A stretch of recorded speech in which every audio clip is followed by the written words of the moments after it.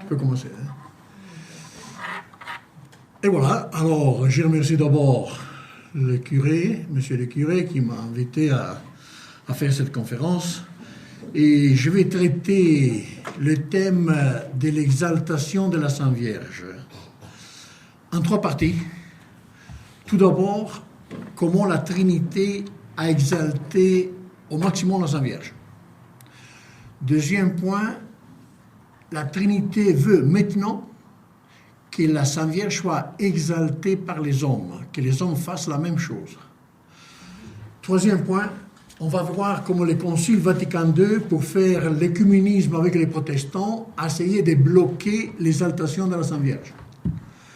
Quatrième point, on va voir l'apparition de la Vierge de Guadeloupe au Mexique comme la preuve historique, nationale, locale, de ce que le bon Dieu va faire à niveau mondial avec le triomphe du cœur immaculé de Marie. C'est déjà promis, c'est déjà signé. Donc nous devons espérer en cela. Notre espoir, c'est tout dans cette intervention de Dieu dans l'histoire. Alors on va commencer pour partie. Le premier point. La Très Sainte Trinité a exalté au maximum la Sainte Vierge. Bon, nous croyons que Dieu existe, pour la foi et pour la raison. Depuis Aristote, Socrate, Platon, Aristote, avec la raison, en voyant les perfections de la nature, il y a seulement 2 possibilités. C'est une force non intelligente ou c'est une intelligence supérieure à l'homme. Regardez une fleur, regardez une fourmi, l'œil humain. Bon, nous, depuis toujours, pour la foi et pour la philosophie, Aristote et les thomistes, nous affirmons Dieu existe. Mais alors l'histoire, c'est l'œuvre de Dieu. Attention. L'histoire ne peut pas ne pas être la gloire de la Très Sainte Trinité. Et même tous ceux qui entendent se passer des terribles aujourd'hui, ouvrez un journal, et vous verrez les lois qui sont en train de sortir, l'athéisme, le laïcisme, etc. Eh bien, nous devons garder cette fermeté dans la foi, cette fermeté dans la raison, qui dit Dieu existe, l'histoire va avoir une épilogue. Et nous avons déjà la signature, reconnue par l'Église, à Fatima. Mais alors nous allons voir, Dieu existe, c'est la Très Sainte Trinité. Nous connaissons pour la révélation, il y a des choses que je ne vais pas insister, vous les connaissez très bien. Mais regardez alors les relations qu'il y a entre la Trinité et la Sainte Vierge.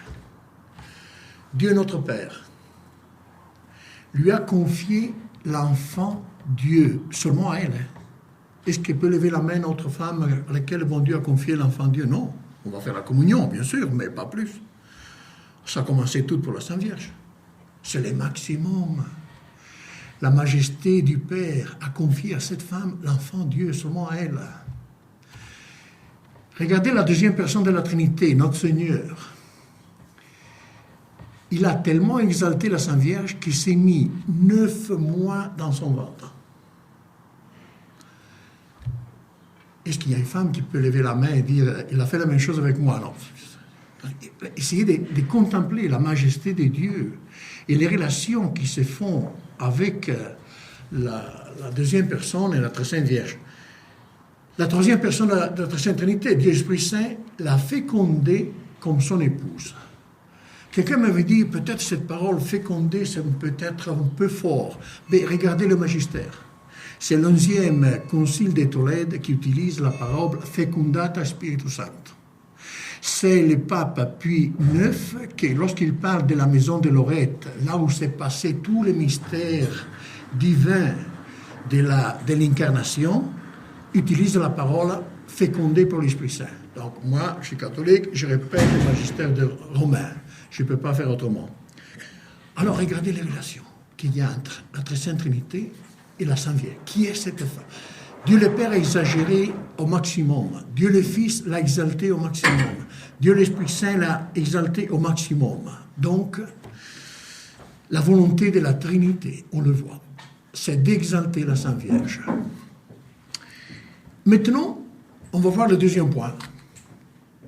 La Trinité veut que la Vierge soit exaltée dans l'histoire des hommes. Parce que, je répète, l'histoire est la gloire de Dieu.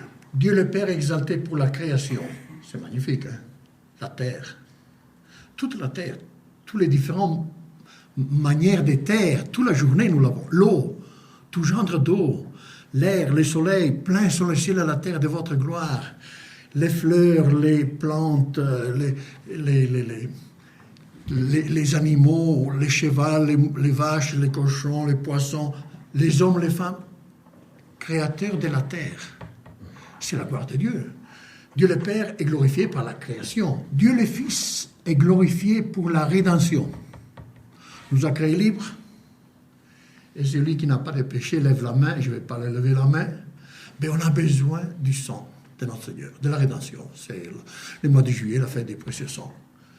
Donc, la deuxième personne est glorifiée pour la rédemption. La troisième personne, Dieu Esprit Saint, est glorifié pour 2000 ans de civilisation chrétienne. Nous avons quand même cette satisfaction. Maintenant, arrive l'athéisme, le laïcisme. Ils enlèvent tous les signes catholiques. Mais nous avons les pierres qui crient, les cathédrales, les monastères, 2000 ans, vos aïeux. Depuis 50 ans, les gens, ils ont tourné. 70 ans. Mais avant, mais tout était catholique. Cherchez ici au Valais s'il y a un village sans église. Cherchez-moi si vous en trouvez un. Non. Il y a des églises sans village sur la montagne. Mais il n'y a pas de village sans église. Voilà, c'est 2000 ans de civilisation. Il n'y a que les pierres qui restent à crier maintenant. Mais ils restent, hein, ils sont là pour crier. Donc, c'est la gloire de l'Esprit Saint. 2000 ans de christianisme. Dieu le Père est glorifié pour la création, Dieu le Fils pour la rédemption, Dieu l'Esprit Saint pour la christianisation. Ça manque la glorification de la Mère de Dieu. Et voilà. Et alors, lorsque notre Seigneur est venu sur la terre, hein, à faire la rédemption, il est venu à nous apprendre à prier. Il nous a appris notre Père. Que votre volonté soit faite sur la terre comme au ciel. Mais au ciel, la Très Sainte Trinité a exalté au maximum la Sainte Vierge. Et sur la terre, pas encore. Ah, voilà la clé. Voilà par où ça va la chose. Ou les hommes vont faire la volonté de Dieu sur la terre, ou alors, ouvrez les journaux, loi de divorce, avortement, homosexualité, les enfants homosexuels. En Italie, va passer le prochain mois la drogue. C'est la tour de Babel. Sans moi, rien, dit notre Seigneur. C'est pas possible. Alors, notre Seigneur, il nous a dit quelle est la solution. Que sa volonté soit faite sur la terre. Et j'anticipe un peu. Et lorsqu'il y a Fatima, nous avons la révélation reconnue par le magistère, par l'Église, dans laquelle la Vierge nous prévient, à la fin, le cœur immaculé triomphera. Ah, vous allez voir, c'était ça les problèmes. Ah oui, c'est ça les problèmes. Qu'il faut faire la volonté de Dieu sur la terre en ce moment. Mais alors, voilà, le problème, c'est que les démons, il va toujours contre la volonté de Dieu. Et nous allons voir que le Vatican II va essayer de mettre des verrous pour empêcher l'exaltation de la Vierge. On va voir comment ça se termine. Moi, je pense de savoir comment ça termine, mais peut-être il y aura un moment difficile. Tout d'abord, il faut comprendre bien que les démons vont contre la volonté de Dieu. D'abord, quelle est la rébellion, la cause de la rébellion? Le Père Barrière, dans les exercices, il nous rappelait toujours la théologie. Et le Père Suarez, il dit que d'abord, la Trinité crée les anges, des êtres intelligents, sans corps. On les connaît pour la révélation. Et révèle aux anges qu'il va créer des êtres inférieurs aux anges, les hommes, et qu'il est libre et intelligent, et que les hommes ils vont faire un péché tellement grave qu'alors la Trinité va prendre une nature créée pour les sauver. Vous imaginez Lucifer? Il est plus intelligent, il avait une pénétration du mystère de Dieu plus que nous. Seulement lui comprend la dignité de cette créature. Dieu va prendre une nature créée. Lui, il comprend plus que tous. Et bien sûr, comme il était le plus intelligent, il pensait que c'était lui. Et comme Dieu voit les tâches, même dans les anges, le bon Dieu révèle qu'il va prendre une nature créée inférieure aux anges, et en plus, dans une femme non serviable. J'ai dit non. Le Père Barrière, il mettait le paquet quand il disait ça. Il a dit non à Dieu, librement. Il savait les conséquences. Dieu est amour. Si tu dis non, le bon Dieu doit te séparer de lui. Il a préféré son amour propre. Mais alors, qui c'est cette femme préférée à tous les anges? Voilà. Mais alors, vous comprenez aussi que depuis ce moment, Lucifer, il a une envie terrible contre la Sainte Vierge.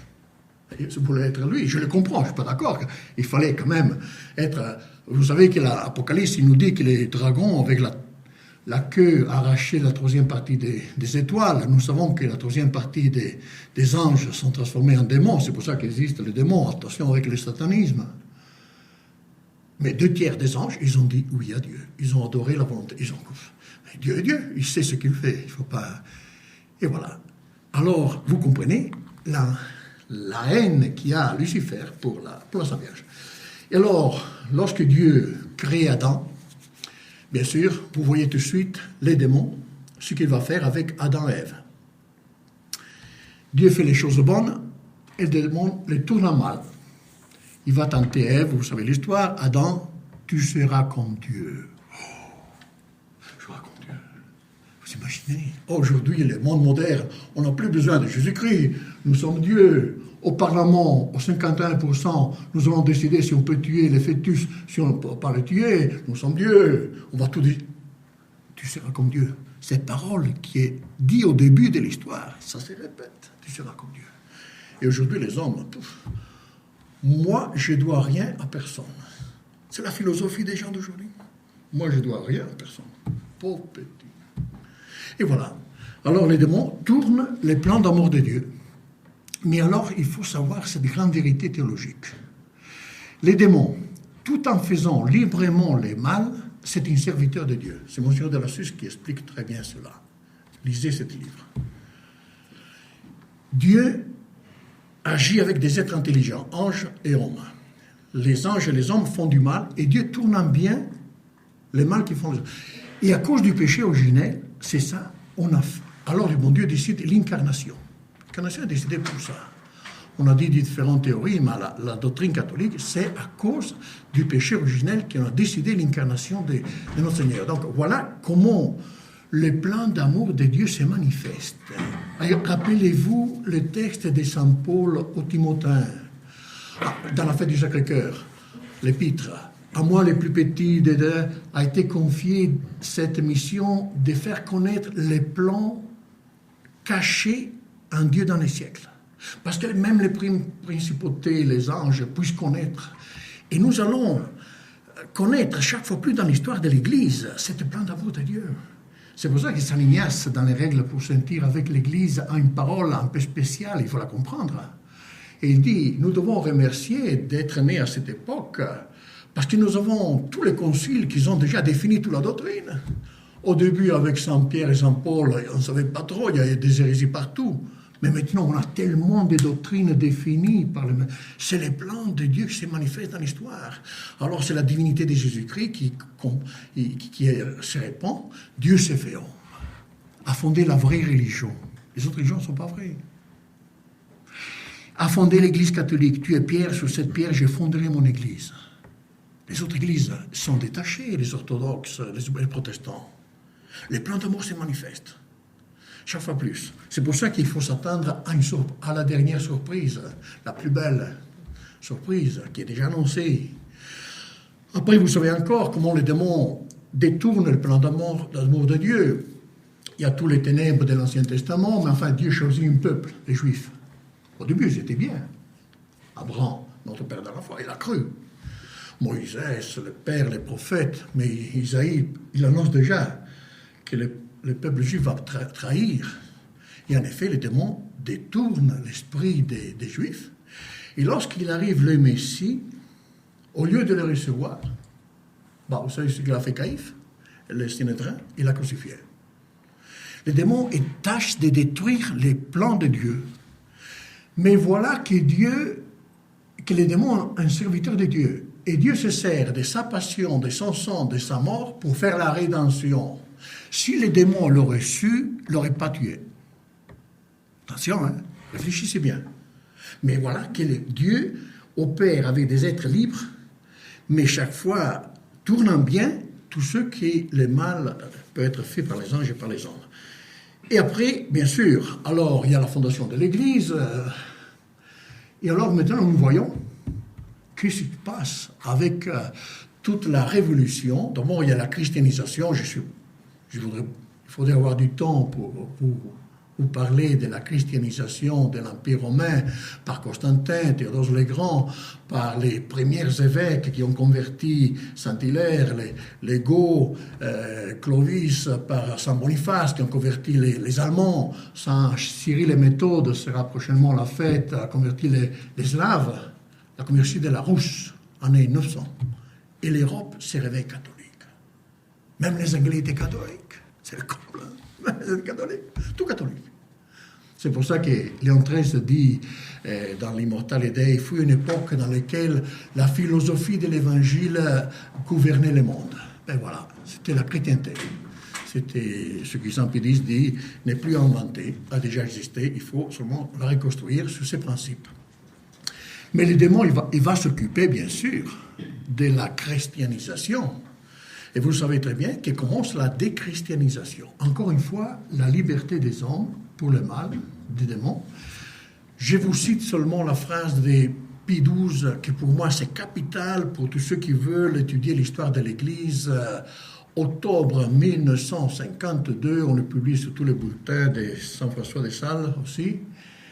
Il dit, il commence en disant, dans ces derniers siècles, on a essayé de détruire l'organisme surnaturel du Christ. On a commencé à dire la nature, oui, la grâce, non, la révolution humaniste.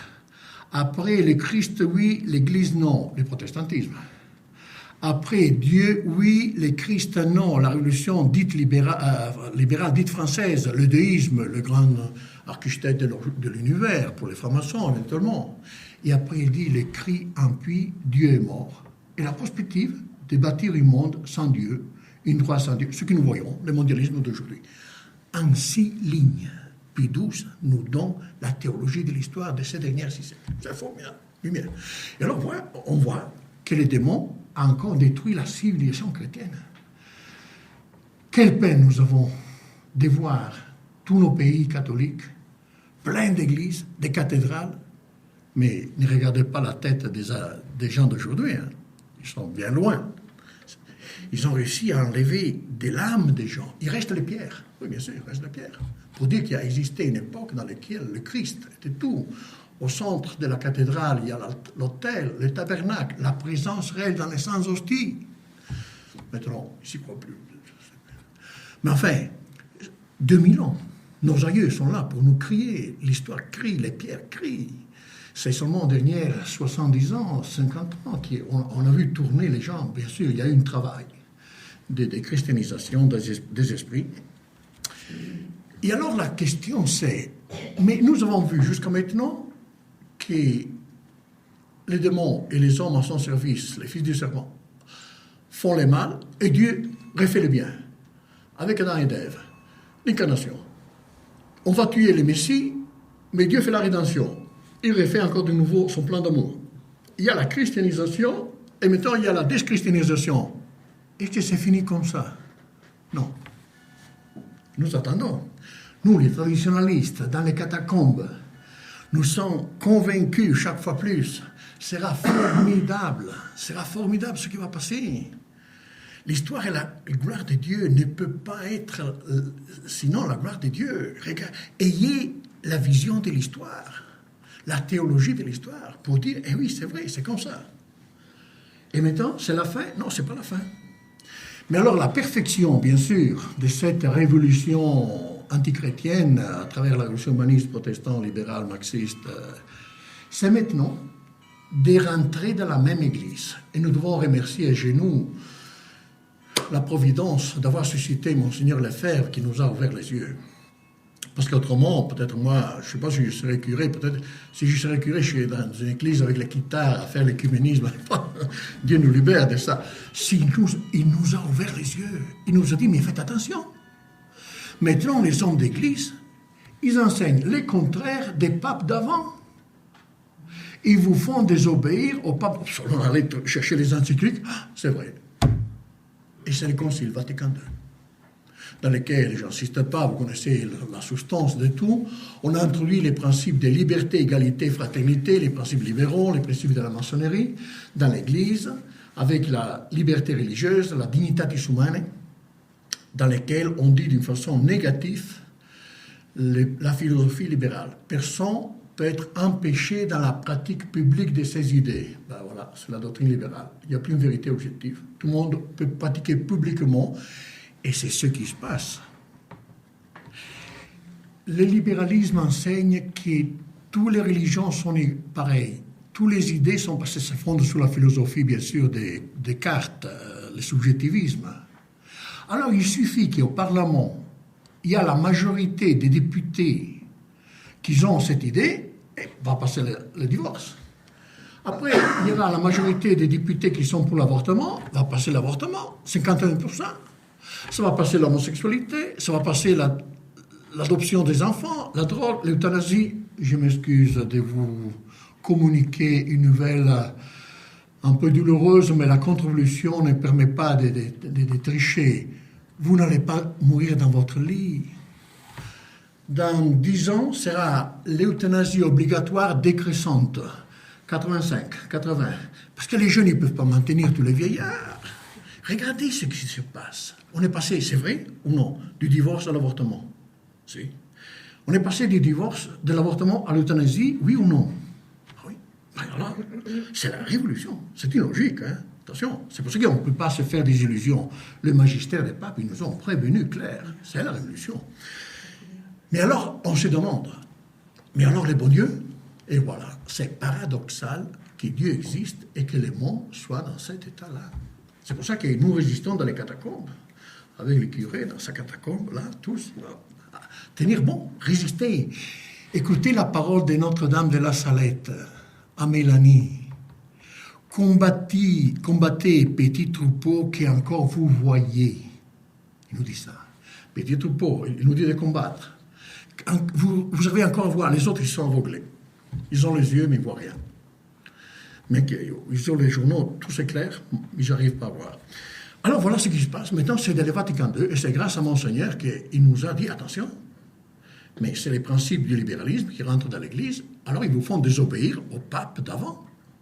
Vous allez perdre la foi, vous allez mourir sans la foi catholique si vous allez désobéir au pape d'avant. Et il nous a donné cette grande règle de Saint Vincent de Lérins. Qu'est-ce qu'il faut faire dans ces époques de confusion? Il faut continuer à croire ce qui a été cru par tout le monde, toujours et partout. Tous les papes, ils avaient la messe que nous célébrons. Tous les papes, 260 romains pontifes, ils ont enseigné que Jésus-Christ est Dieu, c'est la vérité objective, la royauté sociale. Eh bien, voilà. Alors continuez à croire. Continuez, même si on reste un petit troupeau, qui nous emporte?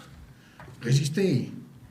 Vous aurez la récompense éternelle. C'est une grande chance pour nous de gagner des mérites à cette époque. Mais enfin, alors, le Vatican II est en train d'introduire le libéralisme dans l'Église. Et bien sûr, cela s'est fait par la liberté religieuse, la collégialité, la démocratie dans l'Église. Sachez que les synodes a déjà les pouvoirs délibératifs. Il n'est pas encore utilisé parce que c'est trop explosif. Mais lisez bien ce que dit l'Osservatore Romano. Et on a mis autour du pape les synodes, la conférence épiscopale. Regardez seulement ce que nous disait Monseigneur. L'ancien droit canon. Cherchez l'index. Autorité de l'Église. Romain pontife. Nouveau droit canon. Autorité de l'Église. Romain pontife, collège des évêques. Non, c'est pas vrai. C'est le pape. Nous sommes pour le pape. C'est monarchique. C'est pas en démocratie. Ben, ils sont en train de faire. Et vous verrez, le pape François, il en fera. Il nous en a promis beaucoup. Il en a promis beaucoup. Et alors, et l'écuménisme. Liberté, égalité, fraternité. La fraternité universelle. je ne veux pas insister, vous savez la différence entre la fraternité catholique et la fraternité maçonnique. Dans la loge maçonnique aussi, ils se disent frères, frères maçons. Mais chacun, il a sa doctrine. Il y a un athée, un catholique, un juif, un musulman. Ils se disent frères en ayant différentes doctrines. Tandis que la fraternité catholique, c'est la même doctrine.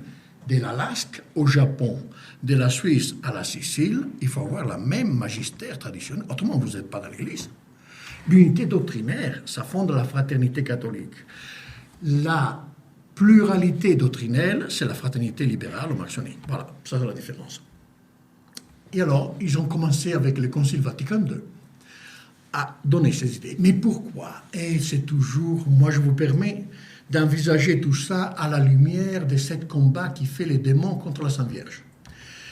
Lui, il sait mieux que nous que la Trinité va exalter la Sainte Vierge. Il le sait mieux que nous. Et alors, il sait déjà, il sent arriver ça. Il voit que ce que dit Saint Paul, le plan de Dieu va se développer dans l'histoire. On a déjà reconnu la divinité de Jésus-Christ, on a fait la chrétienté. Maintenant, manque l'exaltation de la Mère de Dieu. Il le sait mieux que nous. Et alors, il a commencé avec la révolution humaniste pour enlever l'appui de l'État à l'Église, parce que les humanistes veulent l'autonomie des temporels du spirituel. Dans cet esprit-là, et déjà tout le laïcisme, etc. Je ne voudrais pas insister sur ce point, le thème est un peu large, mais ça vaudrait la peine d'étudier, comme les remèdes de Saint Ignace à cet esprit humaniste. Et après la révolution protestante, alors c'est vraiment une doctrine contre la Sainte Vierge, parce que Luther enseigne que l'homme n'a pas de mérite. Vous êtes sauvé seulement pour la foi et pour la grâce. Le péché originel vous a tellement détruit que vous ne pouvez rien faire. Ce que dit Luther, même vos bonnes œuvres sont des péchés véniels. Et c'est terrible, hein? J'anticipe que maintenant, Jean-Paul II, le 31 octobre 1999,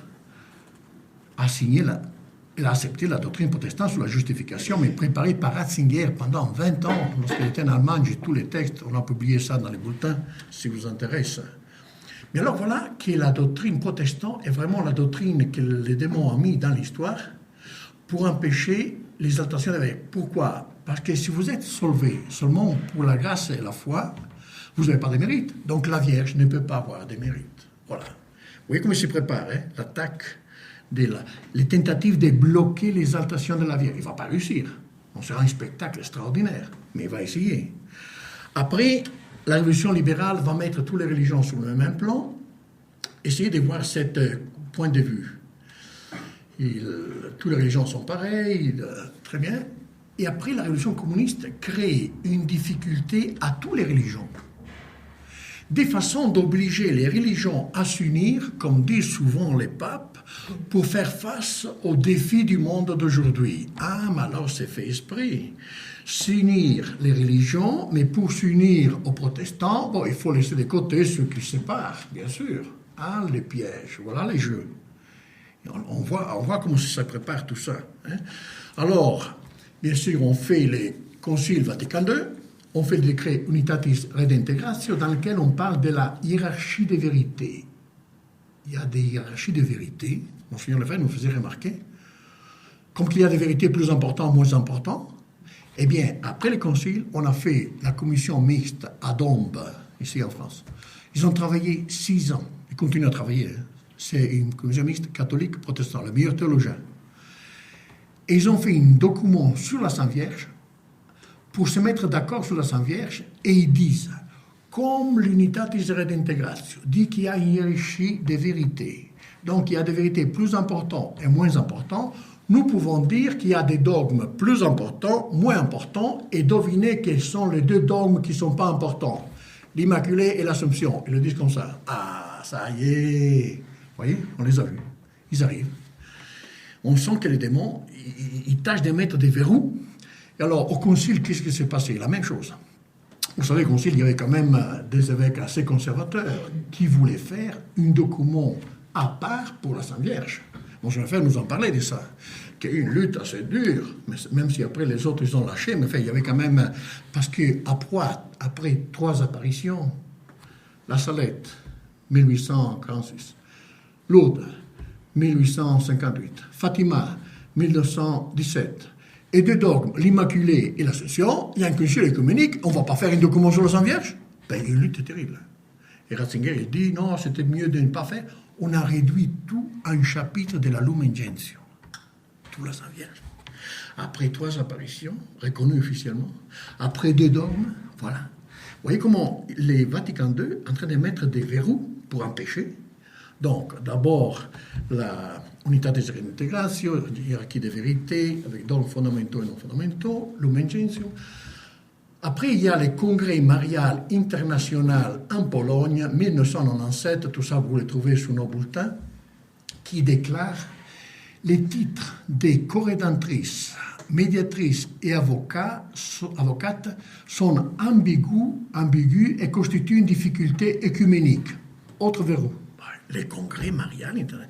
Vous voyez, le démon se sert des hommes d'église maintenant parce qu'ils sentent qu'il est en train d'arriver l'explosion de l'histoire. Je me permets de dire une chose qui vous semblera très fort, mais la triomphe du cœur immaculé de Marie, mais sera énorme, inimaginable. C'est pas parce qu'on va faire une église au cœur immaculé à Sion, non, sera une chose inimaginable.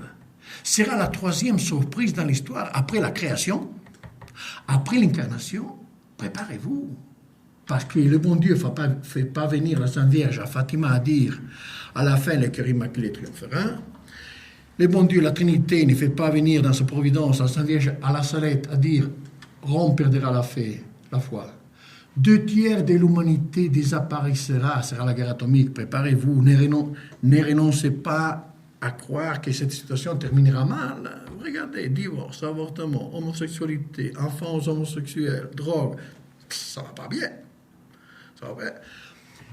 Et à la Salette, la Sainte Vierge dit 2 tiers de l'humanité désapparaîtra.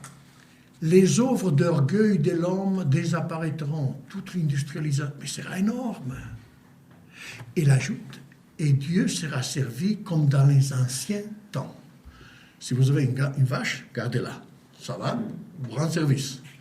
Restez attaché à la terre. Monseigneur Lefebvre le répéter. Attention, ce sera énorme. Ce monde ici, ça ne peut pas durer. Ça peut durer comme ça.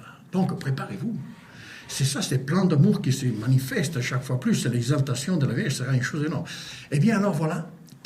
Mais le pire de cette verrou qu'on met avec le Vatican II pour empêcher, c'est les mêmes hommes d'église qui veulent empêcher l'exaltation de la Vierge, c'est l'accord sur la justification qui a été signé le 31 octobre 1999. Et maintenant, le 31 octobre de cette année, le pape François, il ira en Finlandie à commémorer. C'est les mêmes dates. Et après, l'Osservatore Romano, il nous a fait savoir, que je ne le savais pas, que c'était la même date, 31 octobre, où Luther il a affiché les 95 thèses protestantes. Ils sont fidèles aux dates. Et va commémorer les 500 ans de Luther. C'est inimaginable, mais enfin. Mais en tout cas, l'Église a accepté. Il a signé, Cassidy, au nom de Jean-Paul II.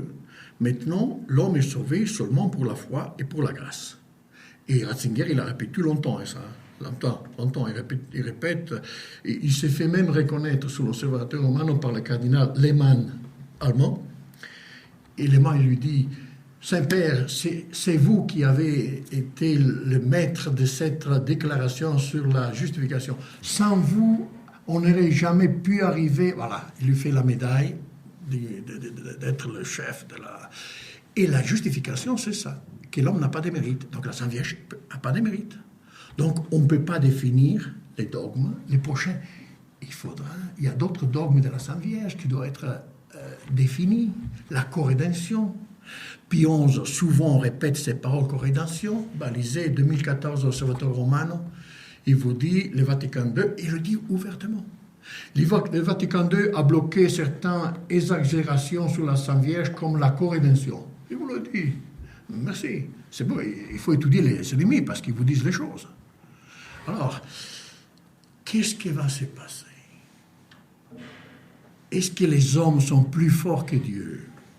Est-ce que le démon est plus fort que Dieu? Si on voit l'histoire, la création, le péché, mais la restauration, l'incarnation, la christianisme, après la révolution, et nous sommes là. Eh bien, alors je voudrais presque terminer avec une considération historique sur la Vierge de Guadeloupe, parce que là, vous avez la clé. Vous avez la clé. Pour comprendre ça, il faut d'abord se rappeler quelle était la situation du Mexique. Vous savez l'histoire, donc il y a Colomb qui découvre l'Amérique, après c'est Cortés qui va au Mexique, et d'une façon miraculeuse va conquérir le Mexique, parce qu'ils étaient 400 soldats espagnols. Il y a vraiment une main de Dieu, il y a souvent. Lisez l'histoire avec les miracles militaires qui a fait Dieu dans l'histoire. C'est une merveille. Je ne vous dis pas Constantin, bien sûr, Constantin, l'apparition de la croix, mais la reconquête de l'Espagne. Ils étaient restés 27 chevaliers avec 300 hommes, 20 000 musulmans tout autour. Courage les Suisses, n'ayez pas peur. Ils s'étaient réfugiés dans une sanctuaire de la Sainte Vierge. Décidés à mourir plutôt que voir la patrie sous la botte islamique. Ah, la Sainte Vierge voulait des hommes comme ça. Les autres, ils avaient fait déjà des accords, même les évêques. Hein. Si vous payez une taxe, les musulmans, ils vous laissent un peu. Ah, il y a un évêque qui va essayer de les convaincre. Allez-vous-en. Nous allons mourir plutôt que voir l'Espagne. Bien, la Sainte Vierge voulait ces gens-là. Les jours après, il y a la bataille. Convaincus qu'ils vont mourir, il y a les miracles militaires. Il y a des mouvements aussi un peu atmosphériques qui ont facilité l'opération. Il y a une victoire. Plein de l'Esprit de Dieu, comme Constantin, comme beaucoup d'autres situations. Vous avez un Jeanne d'Arc qui ne s'explique pas avec la raison, avec la science militaire. Il y a les miracles militaires. Alors, les montagnards arrivent à ça, ils se unissent. Autre bataille, autre victoire, c'est la reconquête de l'Espagne. L'Espagne est restée 700 ans sous la botte islamique. La reconquête de l'Espagne qui dure jusqu'au 1492, lorsque Isabelle la Cattolica et Ferdinando chassent le dernier cheikh de Granada et l'Espagne reste une grande catholique Espagne. Vous voulez recommencer? Continuez comme ça. Mais l'histoire, c'est là, l'histoire crie. Et grâce à cet grand esprit espagnol, le bon Dieu lui a confié la conquête de l'Amérique aux Espagnols. Eh bien, alors, Cortés, il arrive à conquérir. Il a une grande bataille avec Montezuma, c'était le roi mexicain. Enfin, il y a des signes assez importants. Mais l'évêque, un évêque capucin, Zumárraga, quelques années après, écrit à l'empereur Charles V, si ici il ne se passe quelque chose, les Indiens vont revenir à l'idolâtrie. Ils étaient des gens endémoniés, culte au soleil, sacrifice humain. Vous savez les pyramides qu'il y a, moi je vais souvent, enfin 2 fois par an au Mexique depuis 30 ans. Et pour la consécration d'une de ces pyramides, ils ont sacrifié 60 000 prisonniers. Le prêtre, c'était une bouchée avec un couteau, ouvrir la poitrine, devait sortir le cœur, offrir au soleil, bon, des choses inimaginables. Et en plus, il était cannibale, il mangeait ça, et ces sacerdotes, des fois, se mettaient la peau des prisonniers, puis c'était une protection pendant 8 jours, vous imaginez le spectacle. Enfin, des peuples endémoniés, comme aujourd'hui. Aujourd'hui, c'est la même chose. Dans les hôpitaux, ils sont en train de tuer les fœtus. C'est la même chose. Mettez dans la narine du médecin une os, et vous comprenez que c'est le même geste du sorcier de l'Afrique ou du Mexique, c'est le sacrifice humain qui revient. L'idolâtrie, le culte de l'argent, les gens ils sont endémoniés. Eh bien, la Vierge, au Mexique, donc l'évêque dit, si ici ne se passe quelque chose, les Indiens vont revenir à l'idolâtrie, eh bien, il se passe quelque chose. 9 décembre 1531. La Mère de Dieu, la Sainte Vierge, descend au Mexique, apparaît à Juan Diego et lui dit il faut bâtir un temple ici et les gens vont se convertir. Alors, vous m'expliquez comment, en 2 ans, 9 millions de Mexicains se sont convertis profondément au catholicisme. Il y a un professeur de l'université où j'y vais à Guadalajara qui a écrit un livre qui s'appelle La Vierge qui a fondé une patrie. C'est la Vierge qui a fondé la conscience nationale mexicaine, et c'est même les francs-maçons qui les reconnaissent. Altamirano, par exemple, le dit ouvertement. Avant, c'était au Mexique presque 80 ethnies, chacun pour son camp. Ils s'est tué entre eux. L'apparition de la Vierge a uni tous ces gens. Et depuis ce moment-là, le peuple mexicain a une inexplicable amour à la Sainte Vierge. Moi, je suis missionnaire. J'ai fait un peu le tour de l'Amérique latine, l'Europe, un peu. Je peux vous dire qu'il n'y a pas un peuple si religieux que les Mexicains. Pécheurs, mais religieux. Je vous donne des détails. Vous connaissez l'abbé Ramon d'Anglès. On était ensemble à Zapotiltic au Mexique. Lui allait à Colima, dans une ville sur la mer du Pacifique, à visiter les prisonniers. Après, il est venu me raconter qu'on fait très chaud, ils avaient juste un petit caleçon. Il fallait voir les tatouages des criminels mexicains, des Sacré-Cœur sanglants, des Vierges de Guadalupe, bandits catholiques. C'est-à-dire, c'est tellement fort. Qu'est-ce que lui a fait la Vierge à ces peuples, que même les bandits sont catholiques. Mais sans enfance d'allégorie, il nous raconte, lisez les gloires de Marie, le bandit des 30. Ben, autrefois, c'était comme ça, même au Moyen-Âge. Il y avait des bandits, mais catholiques, la Sainte Vierge, il lui fait un miracle. Parce que tous les samedis, ces bandits, ils faisaient une jeûne en l'honneur de la Sainte Vierge. C'est Saint Alphonse. C'est l'histoire de l'Église. Et alors, pour donner des données, l'année 2014, il y a eu la fameuse pérégrination à Notre-Dame de Guadalupe. Et en 24 heures, ont défilé 8 600 000 personnes. Et le représentant du gouvernement, il a dit à la télévision, orgueilleux, avec orgueil, qu'il n'y a eu même pas une mort. Parce que si vous vous souvenez, il y a quelques années, à la Mecque, 3 millions de musulmans, panique collective, 700 morts. Encore quelques années après, j'ai tous les données si vous voulez chercher, la Dea Kali, là, pour les ponts mystiques, 25 000 personnes, a tremblé un peu les ponts, panique collective, 100 morts. Et ici, 8 millions. C'est sans une mort. Il y a quelque chose de spécial. Eh bien, je crois que ça vaut la peine de considérer cet exemple historique de la Vierge de Guadalupe. Là, nous a donné la preuve nationale, géographique, locale, de ce que nous espérons va faire à niveau mondial avec la promesse de Fatima. Bien sûr, la Salette nous dit qu'il y aura un châtiment. 2/3 de l'humanité vont disparaître. Fatima, il dit différents pays vont disparaître. Donc, il répète la chose. Effectivement, on se demande qu'est-ce qui ça va être ce pauvre monde. Mais enfin, alors, voilà la conclusion. Si nous regardons l'histoire avec cet regard, nous voyons que l'histoire, c'est la gloire de la Très Sainte Trinité. Dieu le Père est glorifié pour la création, c'est une merveille. Même avec la pollution que je suis en train de faire, les fleurs, ils parfument encore. Ne vous séparez pas de la nature. Saint Ignace de Loyola, dans les contemplations pour obtenir l'amour de Dieu, vous dit, regarde comme Dieu donne l'être à toutes les choses, la terre, l'eau, toute la journée la terre, l'eau, toute la journée l'air, le soleil, les plantes, les fleurs, le bois, les animaux, les chevaux, les vaches, les hommes, les femmes. Dieu donne l'être pour toi. Comme je sais, dit Saint Ignace, que Dieu m'aime. Et il dit, l'amour se voit lorsque l'aimant donne à l'aimer ce qu'il a, et pas avec les paroles. Hein. Ça, c'est des faits. C'est sentir aimer pour Dieu. En ce moment, nous avons bien besoin de se fortifier. Il faut rester convaincu. Le bon Dieu t'aime. Il y a quelques années, tu étais où? On n'existait pas. Moi, je n'existais pas. Il y a 100 ans. Dans 100 ans, tout le monde va s'oublier de moi. Mais qui m'a voulu en moi? S'il me donne l'être, c'est parce qu'il t'aime. Il donne ce qu'il a. L'amour, on le voit quand l'amour donne les... Et pas seulement, il aurait pu vous croire comme ça, c'était déjà beaucoup. Entre ne pas exister et exister. Imaginez dans le cosmos, là, sans rien. Qu'est-ce que c'est la première chose que vous aurez besoin? Et le bon Dieu donc, a créé l'air.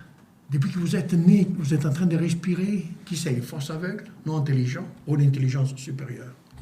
Et après, je voudrais voir, il a créé le système solaire. Étudier l'astronomie pour voir la Terre, c'est les planètes privilégiées. Les autres planètes, ils sont invivables. Juste à la distance. Et après je voudrais la Terre. Et bon Dieu vous a créé la Terre. Depuis que vous êtes né, vous êtes en train de marcher sur la Terre. Ne devait pas exister. Comment ça existe? Je crois en Dieu créateur de la Terre.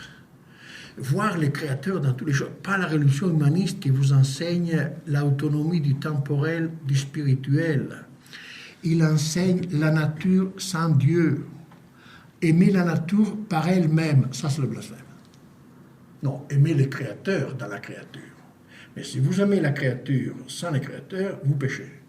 C'est la vision humaniste. Et alors Saint Ignace, il donne le remède, justement. Il nous enseigne dans les contemplations, vous prenez le numéro 230, comme Dieu habite pour toi, voir le Créateur dans les créatures. Autrement, si on aime la nature par elle-même, qu'on nous enseigne tous, non, on va quitter beaucoup d'amour au bon Dieu. On va dévier l'usage des créatures. On a dévié l'usage des créatures. C'est pour ça que les gens, je ne dois rien à personne. Ils sont humanistes. Ils ne voient plus les créateurs dans la créature.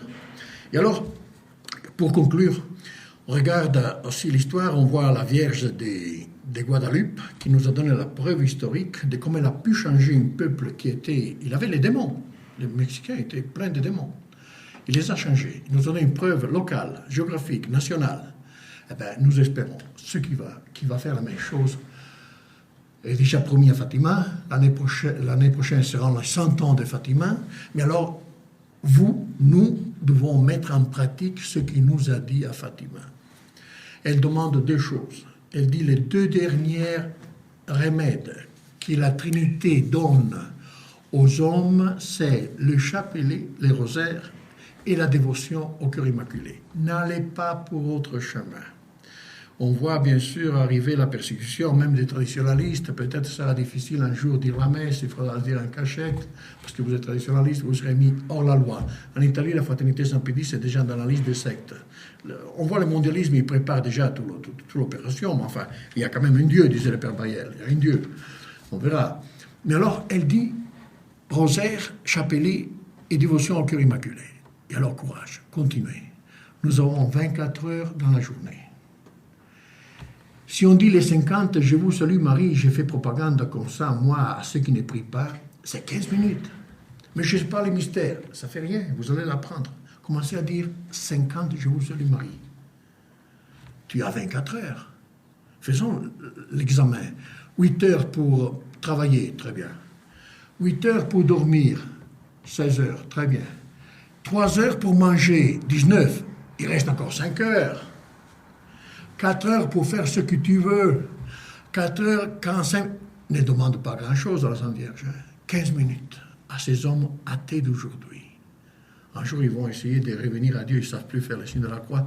Mais enfin, il faudra leur expliquer le chapelet, le rosaire et la dévotion au cœur immaculé. Et là, je voudrais insister sur 2 livres spécialement. Ne lisez pas n'importe quoi. Les bibliothèques sont pleines de livres sur la Sainte Vierge, mais ils n'ont pas la même valeur. C'est l'erreur des bibliothèques de mettre les livres sur le même pied d'égalité. Non, il y a des livres qui vous font perdre 10 ans d'études. Il y a des livres qui vous font gagner 10 ans d'études. Le traité de la vraie dévotion de Saint-Louis-Grillon de Montfort, recommandé par l'Église parce que c'est un saint recommandé par l'Église, et les gloires de Marie de Saint-Alphonse de Liguori. Permettez-moi de faire cette propagande. Docteur de l'Église. Parce que dévotion à la Sainte Vierge signifie connaître la Sainte Vierge. Et on n'aime pas ceux qui ne connaissent pas. Et lisez seulement tout ce qui dit Saint Alphonse dans les gloires, de méditer, revenez sur ça pour comprendre qui est cette femme. Revenons au début. L'exaltation, c'est inimaginable. Laissez-moi conclure avec ça. Nous avons en Lorette la maison de Nazareth. Dieu existe, fait des miracles, a transporté miraculeusement la maison d'abord en Dalmatie, après à Lorette. Et aujourd'hui, ils n'y croient plus, même les papes. Sur l'Observatoire romain, on lisait, ils ont dit, avec un théologien, a dit, la maison de Lorette, c'est une légende et une faux historique. Oh, les rationalistes, bien sûr, ils n'aimaient pas les miracles. Mais tous les miracles, ils vont y passer, parce qu'ils sont rationalistes. Ils n'aimaient plus le surnaturel. Mais je vous demande, mais Dieu existe, hein? Et si Dieu existe, il fait des choses surnaturelles. Jésus-Christ, nous adorons Jésus-Christ comme Dieu, pas pour la couleur des yeux, les cheveux qu'il avait, non. Parce qu'il a ressuscité des morts et créé la matière de rien. Évangile 4, résurrection des morts. Lazare, le fils de Naïm, le fils du centurion, et Lazare, et soi-même. Et la création des pains et des poissons. Lui, pour demander notre adoration, il doit montrer que lui n'est pas un homme, mais Dieu fait homme. dans les seins de la Vierge. Et alors, comme dit le pape Pie IX, c'est un texte sur la maison de Lorette, dans cette maison sont passés les mystères sacrés qui a fait la Trinité avec la Sainte Vierge, son corps de femme, parce que Jésus-Christ soit un vrai homme. Et ne vous laissez pas toucher sur ça. Vrai Dieu et vrai homme. Parce qu'il commence à dire n'importe quel... Il y a tout genre d'hérésie sur Jésus-Christ. Ceux qui nient la divinité, ceux qui nient l'humanité de Christ. Non. Saint Alphonse, il est précis, c'est pour ça qu'il faut lire les gloires de Marie. Il dit que l'Esprit Saint opère dans la Sainte Vierge par tous les effets physiques nécessaires parce que Jésus-Christ soit un vrai homme. Autrement, il n'est pas un vrai homme. Attention, hein, il ne faut se pas tromper. Saint Alphonse, Jésus-Christ est un vrai homme, un vrai Dieu. Nous l'adorons comme ça. Eh bien alors, lisez ces deux livres. Traité de la vraie dévotion, gloire de Marie, et priez pour ce pauvre pécheur, parce que j'ai bien besoin. Espérons, et faites beaucoup de propagande. On va donner peut-être un texte prochainement avec ces idées pour faire la propagande et donner l'espoir aux gens. N'ayez pas peur. Ça manque l'exaltation de la Sainte Vierge. Ça va être énorme. À Fatima est signé, c'est pas un homme qui a signé, c'est la Trinité qui a signé. À la fin, le cœur immaculé triomphera. Ainsi soit-il, au nom du Père, du Fils et du Saint-Esprit. Ainsi soit-il. Voilà. S'il y a des questions, peut-être, oui, tu peux.